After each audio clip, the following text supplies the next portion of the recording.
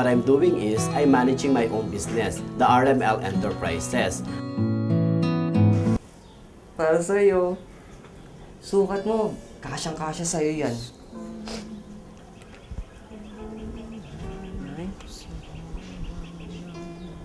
Nay, ba't ka umiiyak?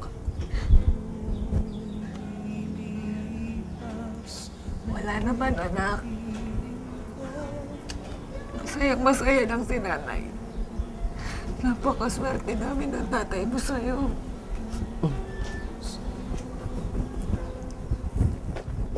Nay, mas maswerte ako sa inyo. Kasi, tinanggap niyo ako. Panalangin ay pagsamo mo, kailan may di magmamahal. Ang mensahe ko sa mga magulang ng mga may anak na bading, huwag nilang ikahiya ang anak nila. Kasi hindi naman yung gusto ng anak nila yun eh.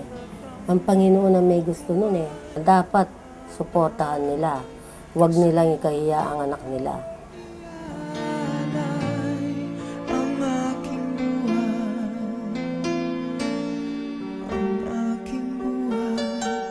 Nung naka-abroad siya, nung nasa Afghanistan siya, sila nakapagpagawa ng bahay na ito, 3 sila. Yung kuya niya, siya, at saka yung kapatid niya, si Mimi. Iyan nga, sa Lakuyan, yung business niya, solo niya yan. Naipundar niya yan, yung, yung business niyang RML. Siguro po mensahe ko sa mga magulang na may anak na bading na katulad ko na hindi ko po kinahihiya. Siguro po, tanggapin nyo lang sila kamukha ng ginawang pagtanggap ng mga magulang ko sa akin. Wala naman po sigurong masama kung naging bading kami. Nagiging masama lang po kapag hindi natin sila tinatanggap. Ako po, nagpapasalamat ako at masaya ako na may magulang ako na magbuhat ng bata ako ay tinanggap na nila ako. At pinasasalamatan ko po na kung ano ang katayuan ko ngayon ay dahil sa pagmamahal na binigay nila sa akin magbuhat ng bata pa ako. Ang aking buhay sa'yo'y ibibigay. Siguro yun, always be humble. Kung ano man yung napagtagumpayan mo sa buhay, stay as what you are. And then, yun, dapat laging mapagmahal sa magulang, laging mapagmahal sa pamilya, may takot sa Diyos, may takot sa kapwa-tao, huwag mag-aagrabyado ng mga kapwa-tao mo. Tapos, siguro dapat mahalin mo rin yung sarili mo. Kahit bading tayo, mahalin natin yung sarili natin para maramdaman natin yung pagmamahal ng ibang tao sa atin. Habang may buhay,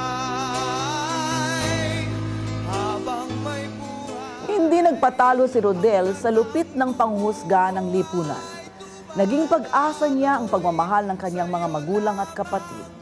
Naging sandata niyang sipag, tiyaga at tiwala sa sarili.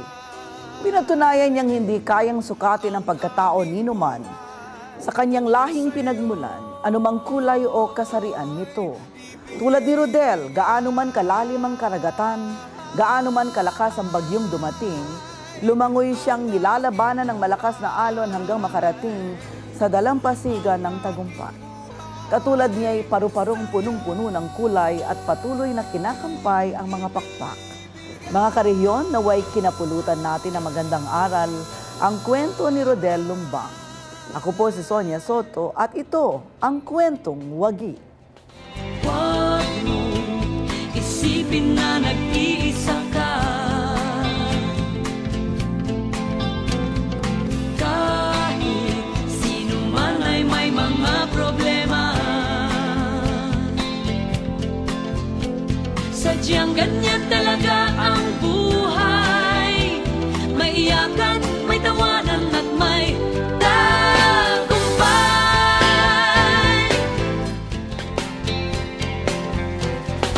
Huwag mo isipin na nag-iisa ka.